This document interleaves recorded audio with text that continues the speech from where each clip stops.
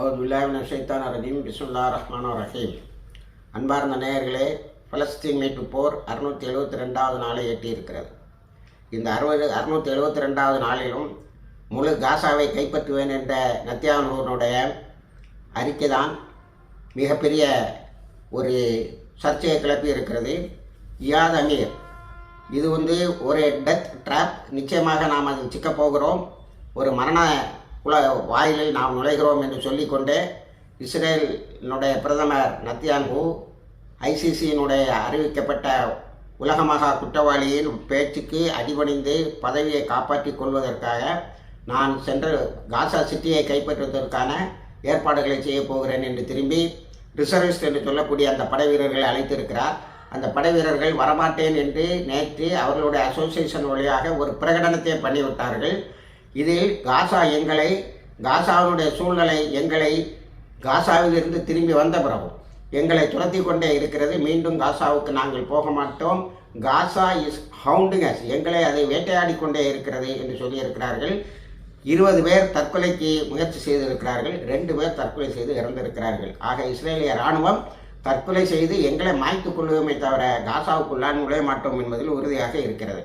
அதன் பிறகு சாரா அல் குட்ஸ் நேற்று ஒரு பயங்கரமான வேலை செய்திருக்கிறார்கள். மிசில் செக்ஷனை நாங்கள் தொடங்கி இருக்கிறோம் என்று சொல்லி ஏவுகணை வழியாக நிர்லாம் பகுதியை நேற்று பயங்கரமாக தாக்கி இருக்கிறார்கள். அவர்களுடைய ஏவுகணை மிகவும் பலமாக தாக்கி பல கட்டடங்களை இடித்திருக்கிறது இஸ்ரேலிய இராணுவத்தினர் குடியிருந்த பகுதியை என்று அவர்கள் பின்னாடி போட்ட வீடியோவில் தெரிவித்திருக்கிறார்கள்.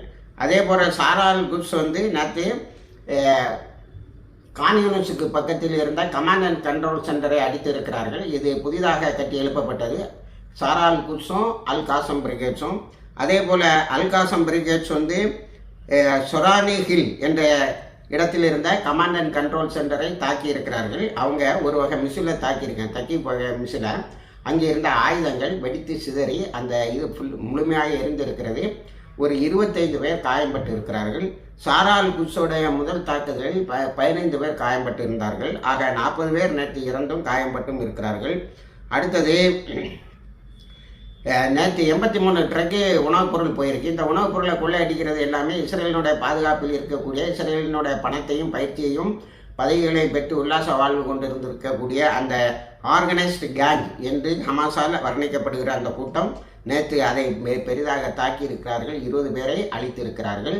அந்த கூட்டத்தினுடைய தலைவன் அபு சுஹாப் என்பவனை ப்ரொக்ளைம்டு அஃபண்டர் என்று அறிவித்திருக்கிறார்கள், அறிவிக்கப்பட்ட குற்றவாளி என்று அறிவித்திருக்கிறார்கள். ஆக இனி அந்த கொள்ளையடிப்பு குறையும் என எதிர்பார்ப்போம். அடுத்தது ரிதுவான் என்ற அல் ரிதுவான் பகுதியில் ஒரு பயங்கரமான தாக்குதலை நடத்தியிருக்கிறார்கள். அதில் பலர் இறந்திருக்கிறார்கள். ஆக காசா பகுதி இவர்கள் மீண்டும் மரணப்படுக்கையாகத்தான் இருக்கிறதே தவிர, மரண புதைகுழியாகத்தான் இருக்கிறதே தவிர இவர்கள் கைகளில் சிக்கும் போது தெரியவில்லை. சுஜியாவிலும் நேற்று பயங்கரமான தாக்குதலை சாரா அல் குட்ஸ் நடத்தியிருக்கிறார்கள். அபு முஸ்தபா அலி பிரிகேட்ஸ் ரஃபாவில் தங்களுடைய தாக்குதலை தொடர்ந்து கொண்டு இருக்கிறார்கள். நேற்று விழுந்த பிணங்களை ஹெலிகாப்டரில் பொறுக்கி சென்றிருக்கிறார்கள். அடுத்தது நாம் ஹூத்திஸுடைய தாக்குதலுக்கு வந்தால், ஹூத்திஸ் நேற்று பல முக்கியமான இடங்களை தாக்கி இருக்கிறார்கள். அதில் பென்குரியன் ஏர்போர்ட் வழக்கமாக அவங்க தாக்குறது. நேற்று அவங்க தாக்குநிலை மிக முக்கியமான இடம் பெத்லஹேம்லையும் அல் குட்ஸ் ஏரியாவிலையும், அது ஜெருசலமைட் என்று சொல்லக்கூடிய ஜெருசலத்தினுடைய பூர்வ குடிமக்கள் இருக்கக்கூடிய இடத்துல வீடுகளை இடிக்கின்ற பணியில் இஸ்ரேலிய இராணுவம் ஈடுபட்டு வருகிறது. கொஞ்ச நாளாகவே அந்த வேலை செய்துகிட்டு இருக்கேன். இந்த பூர்வ குடிகள் ஜெருசலத்தில் இல்லாமல் ஜெருசலத்தை கையகப்படுத்த வேண்டும் என்று ஒரு திட்டத்தை வகுத்து அதில் செயல்பட்டு கொண்டிருக்கிறார். நேற்று ஹூத்திஸ் அடித்த தாக்குதலில் அங்கே தாக்கி கொண்டிருந்தவர்கள் புல்டோசர் எல்லாம் ஒரே ஓட்டம் போட்டுவிட்டு ஒரே ஓட்டம். அதே போல் பெத்லஹேமில் அக்ரிகல்ச்சரல் லேண்ட், விவசாய கழனிகளை காலி செய்ய வேண்டும் என்று சொல்லி அதை கைப்பற்றுவதற்கு இஸ்ரேலுடைய போலீஸ் இராணுவத்தின் பாதுகாப்பில் வந்தேரிகள் போய் இருக்கிறார்கள். ஒரு சைரன் சவுட்டான், அவங்களும் ஓடி போயிட்டான். கடைசியில் அங்கேயும் ஒரு மிசில் விழுந்திருக்கிறது. தப்பித்தோம் பிழைத்தோம் என்று ஓடி இருக்கிறார்கள். இதை அலி அக்பர் விளையாட்டி நம்ம ஈரானுடைய அலி காமினி அவர்களுடைய அட்வைசர், இப்போ முன்னாடி ஃபாரின் செக்ரட்டரியாக இருந்தார், அவர் சொல்லியிருக்காரு, இந்த ஹூத்திஸுடைய தாக்குதல் தான் நமக்கு பெரிய அந்த போராளிகளுக்கு மிகப்பெரிய அளவில் உதவி செய்கிறது. ரெட்ஸியை கம்ப்ளீட்டாக பிளாக் பண்ணிட்டாங்க.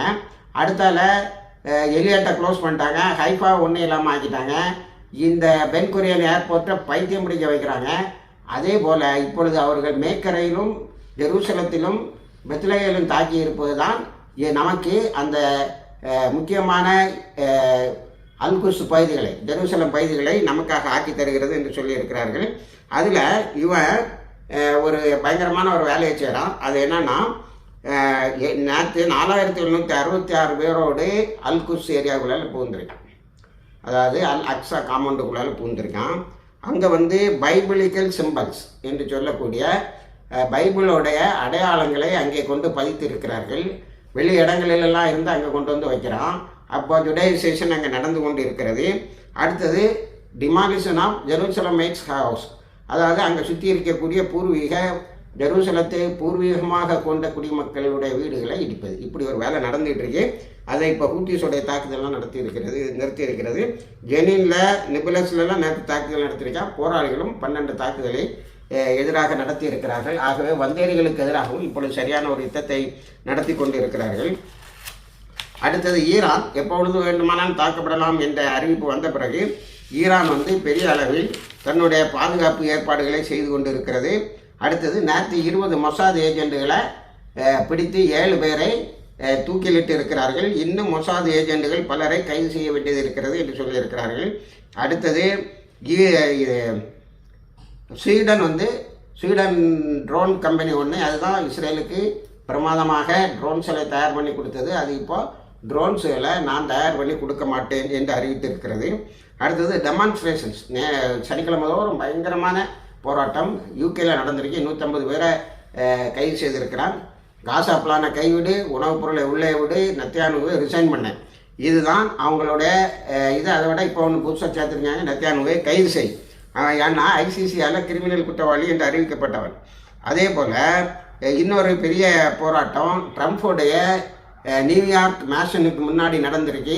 அதுவும் பெரிய அளவில் ஒரு பெரிய மாற்றத்தை அமெரிக்காவிலிடம் ஏற்படுத்தி கொண்டிருக்கிறது என்பதனுடைய அடையாளம் என்று எல்லோரும் சொல்லுகிறார்கள். அடுத்தது அயர்லாந்து இஸ்ரேலோட எந்த வியாபாரத்தையும் செய்ய முடியாது என்று சொல்லியிருக்கிறது. சைனா இனி காசா பிளான்னு சொல்லி அங்கே போனேன்னா அது இன்டர்நேஷனல் லாக்கு எதிரானது.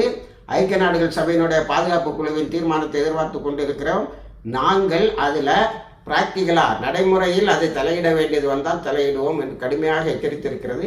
இணைந்திருங்கள். எல்லா தகவலையும் தருகிறோம். வாய்ப்பு தவானால் சந்திலா ரபில்லாவின்.